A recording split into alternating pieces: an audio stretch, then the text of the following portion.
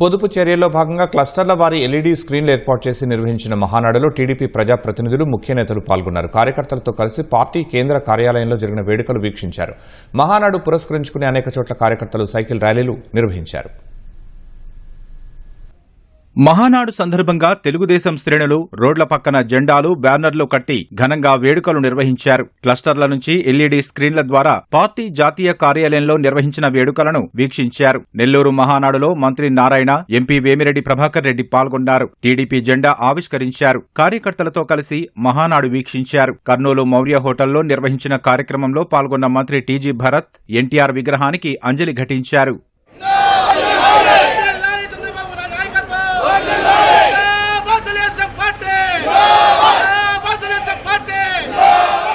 అన్నమయ్య జిల్లా రాయచోటిలో నిర్వహించిన మహానాడులో పాల్గొన్న మంత్రి మండిపల్లి రాంప్రసాద్ రెడ్డి ఎన్టీఆర్ చిత్రపటానికి పూలమాలలు వేసి నివాళులర్పించారు. విజయనగరం జిల్లా గజపతి నగరంలో మంత్రి కొండపల్లి శ్రీనివాస్ ఎన్టీఆర్ విగ్రహానికి పూలమాలలు వేసి నివాళులర్పించారు. అనంతరం కార్యకర్తలతో కలిసి మహానాడును వీక్షించారు. గుంటూరు జిల్లా టీడీపీ కార్యాలయంలో నిర్వహించిన మహానాడులో కేంద్ర మంత్రి పెమ్మసాని చంద్రశేఖర్ పాల్గొని ఎన్టీఆర్ విగ్రహానికి పుష్పాంజలి ఘటించారు. కోనసీమ జిల్లా రావులపాలెంలో జరిగిన మహానాడు కార్యక్రమంలో ఎంపీ గంటి హరీష్ పాల్గొన్నారు. ఎన్టీఆర్ విగ్రహానికి పూలమాలలు వేసి నివాళులర్పించారు.